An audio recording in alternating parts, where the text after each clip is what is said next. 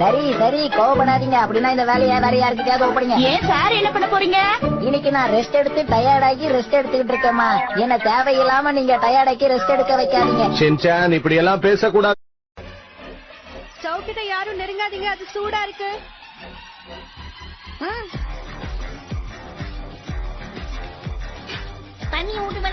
Got the man with the plan right here.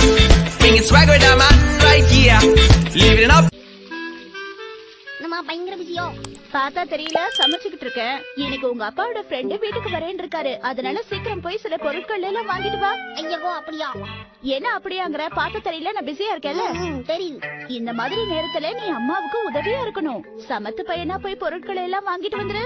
பாய் சொல்ல நான் தட்டுவனா? என்ன வாங்கணும்னு கேட்காமே போறிய ஷின்சான்? வேற என்னமா? எனக்கு சாக்லேட், ஆக்ஷன் காமின் பொம்மை இதெல்லாம் தானே வாங்கிடலாம். விடுங்க. ரொம்ப நாள் கழிச்சு ஸ்கூலுக்கு போறேன். ஸ்கூல்ல எல்லார்கிட்டயும் நல்ல பேர் வாங்கணும். ஸ்கூல்ல என்ன பேரா விக்கிறாங்க? இது மிதிச்சு டொங்கு டொங்குன்னு கொட்டி போக்கு போக்குன்னு குத்தி சக்கு சக்குன்னு மிதிச்சு ஜங்கு ஜங்குன்னு குடிச்சு ஏத்தி ஏத்தின்னு ஏத்தி வெள்ளு வெள்ளு வெளுத்து கூத்து கூத்துன்னு குத்தி கீழே உள்ள பஞ்சராக்கிற வேண்டாம். பீலா கரடி தலையா அனாவசியமா ஆத்திரத்தை கிளப்பாம ஊற கட்டி நீ. ரெண்டு பேரும் படுத்துட்டு என்ன பண்ணிட்டு இருக்கீங்க? ரெஸ்ட் எடுத்து டயர்ட் ஆகி மறுபடியும் ரெஸ்ட் எடுத்துட்டு இருக்கோம். ஆமா ஆண்டி.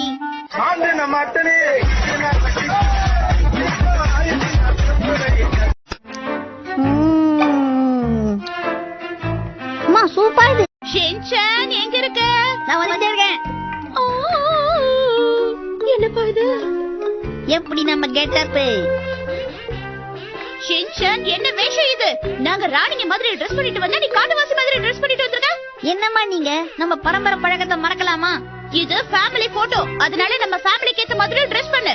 எக்ஸ்கியூஸ் மீ மேடம், கொஞ்சம் சண்டை போடாம இருங்களே, எல்லாரும் வெயிட் பண்ணிட்டு இருக்காங்க. Sorry madam, ready ஆயிடுறோம்.